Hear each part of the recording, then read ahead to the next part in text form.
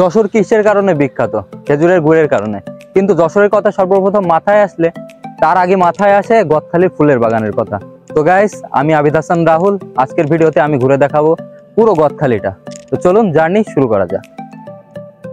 তো বাসা থেকে বের হয়ে সোজা চলে আসলাম গদখালিতে, এবং গদখালি এসে সর্বপ্রথম যেটা চোখে পড়লো সেটা হচ্ছে ফুল। গদখালি বাজার আর ফুল থাকবে না সেটা তো অসম্ভব। এখানে এসে দেখতে পেলাম এখানে বাচ্চাদের জন্য খেলাধুলার ব্যবস্থাও করা হয়েছে, এবং বাচ্চাদের জন্য অনেক ধরনের খেলনার ব্যবস্থাও আছে, এখানে দোকানপাটও আছে। এখানে একটি ভাইয়ের সাথে দেখা হলো এবং তার কাছে জিজ্ঞেস করলাম কিছু চাষি সম্পর্কে, তাদের সাথে কথা বলা যাবে কিনা সেই সম্পর্কে। এবং দেখতে পাচ্ছেন ভাইয়ের দোকানেও কিন্তু অনেক ফুল দেখা যাচ্ছে।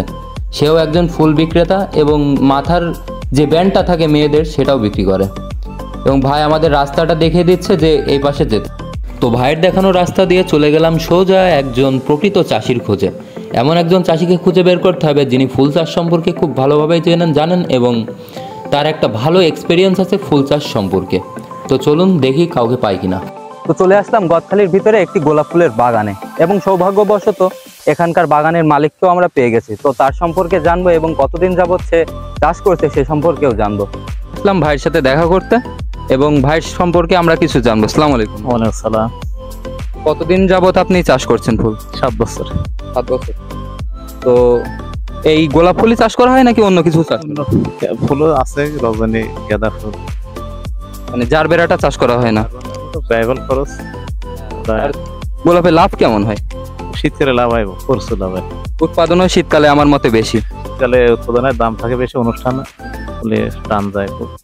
তো গোলাপ দেখছি অনেক বড় বড়, এটা কি অন্য কোনো জাতের নাকি? না, এটা আমেরিকান গোলাপ। এটা ছবি তোলার জন্য বড় বানাইছে। তো ছবি তোলার জন্য কি বাজারে তোলেন নাকি এভাবে আসে, এভাবে থাকে? পর্যবেক্ষকরা এনে 2 টাকা এনে 20 টাকা পিস বেচে দিই। 20 টাকা পিস বেচেন।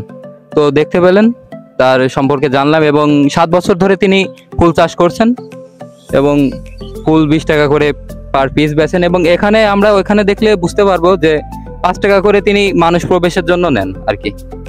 তো ভাইয়ের সাথে কথা বলে চলে আসলাম একটি গাঁদা ফুলের বাগানে, এবং গদখালিতে এসে একটা জিনিস খুব ভালোভাবে খেয়াল করলাম, বেশিরভাগ চাষি গাঁদা ফুল চাষ করে থাকেন। খরচ কম হয় এবং লাভ বেশি হয়, চাষিরা এটি চাষ করে থাকেন খুব বেশি। এছাড়াও দেখতে পেলাম একটি জারবেরা ফুলের বাগান। দুর্ভাগ্যবশত বাগানের মালিককে না পাওয়ায় আমরা বাগানটাতে ঢুকতে এবং বাগানের চাষির সাথে ভালোভাবে কথা বলতে পারলাম না, তো দেখেই চলে গেল। সেখান থেকে একটু সামনে এসে দেখতে পেলাম টবে করে লাগানো আছে অনেক ধরনের ফুল গাছ, এবং তাতে ফুটে আছে রং বেরঙের ফুল। এই ফুল গাছগুলো বাজারে গাছ হিসেবে বিক্রি করা হয়, এবং এখান থেকে চাষিরা ফুলগুলো তুলেও বাজারে বিক্রি করে থাকেন। তো এরপর চলে আসলাম আমরা গদখালির ভিতরে একটি পার্কের ভিতরে, এবং গেটটাও অনেক সুন্দরভাবে বানানো হয়েছে এবং উপরে অনেক ধরনের ফুল গাছও রাখা হয়েছে। এখানে অনেক মানুষ আসেন ভিজিটের জন্য। পার্কটির সৌন্দর্য বাড়ানোর জন্য লাগানো হয়েছে অনেক ধরনের ফুল গাছ। এছাড়াও এখানে ভ্রমণকারীরা যাতে ভালোভাবে ছবি তুলতে পারেন সেজন্যও করা হয়েছে সুব্যবস্থা। অন্যান্য ফুলের সাথে সাথে গদখালিতে সূর্যমুখী ফুলের চাষও অনেক দেখা যায়, কিন্তু সূর্যমুখী শুধু যে সৌন্দর্যের জন্য চাষ করা হয় তেমনটা কিন্তু নয়। সূর্যমুখীর তেলও অনেক বিখ্যাত এখানকার বেশিরভাগ চাষি সূর্যমুখী চাষ করেন এখানকার তেল উৎপাদনের জন্য। সূর্যমুখীর সাথে সাথে এখানে আরো অনেক ধরনের দেশি বিদেশি ফুল দেখা যায়, যেমনটা দেখতে পাচ্ছেন এখানে অনেক ধরনের বিদেশি, যেগুলোর নামও অনেকটা আমরা জানি না। এবং এই পার্কটা বানানো হয়েছে বিশেষ করে মানুষ যাতে ছবি তুলতে পারে এই জন্য। তো আমি মনে করি পর্যটন করার ক্ষেত্রে গদখালি একটি অন্যতম জায়গা, এমনকি বাংলাদেশের ভিতরেও এমন সুন্দর জায়গা খুঁজে পাওয়া খুবই বিরল।